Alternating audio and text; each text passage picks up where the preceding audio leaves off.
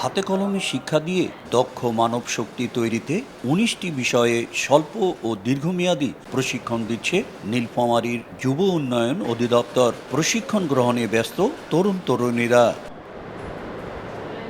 শিক্ষার্থীদের কেউ শিখছেন নকশিকাঁথা তৈরি ও সেলাই, আবার কেউ কম্পিউটারে গ্রাফিক্স ও ডিজিটাল মার্কেটিং, বিদ্যুৎ ফিটিংস, বৈদ্যুতিক মোটরে তার লাগানো ও সার্কিট তৈরির কাজও শিখছেন অনেকে। যুব উন্নয়ন অধিদপ্তরের সঙ্গে যুক্তভাবে কাজ করছেন e learning and training limited. ১ মাস থেকে শুরু করে ৭ মাস পর্যন্ত বিভিন্ন বিষয়ে বিনামূল্যে প্রশিক্ষণ দেওয়া হয়। প্রয়োজনে লোনেরও ব্যবস্থা করে প্রতিষ্ঠানটি।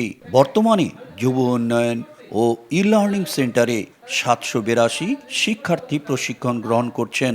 লাইভ বয় কিনে কল দাও টোল ফ্রি নম্বরে, আর এক নিঃশ্বাসে গোল বলে জিতে নাও ফিফা বিশ্বকাপ ২০২৬ এর এক্সক্লুসিভ পুরস্কার। এই প্রশিক্ষণটা যদি আমরা বাইরে করতে যাই তাহলে আমাদের দেখা যাবে যে ৮ থেকে ১০,০০০ টাকা লেগে যাবে, আর কিন্তু এখানে আমরা করতেছি সম্পূর্ণ ফ্রি। প্রশিক্ষণ শেষে আমরা নিজেরাই এখান থেকে দক্ষ হয়ে নিজেরাই কিছু একটা করতে পারবো। সরকার কর্তৃক আমাদের একটা সুযোগ দেওয়া হচ্ছে, ই লার্নিংয়ের মাধ্যমে আমাদের সুযোগটা করে দেওয়া হচ্ছে।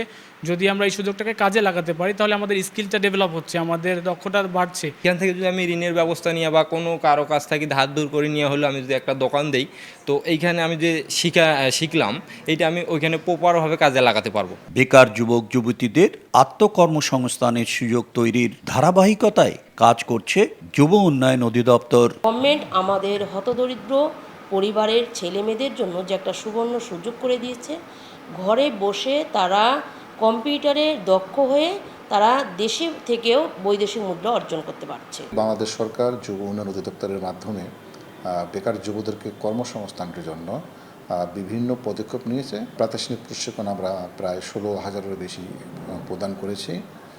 সফলতার হার 80%। নীলফামারীর যুব উন্নয়ন অধিদপ্তর থেকে এখন পর্যন্ত ১৬,০৮৪ জন প্রশিক্ষণ গ্রহণ করেছেন। শাকির হোসেন বাদল, সময় সংবাদ, নীলফামারী।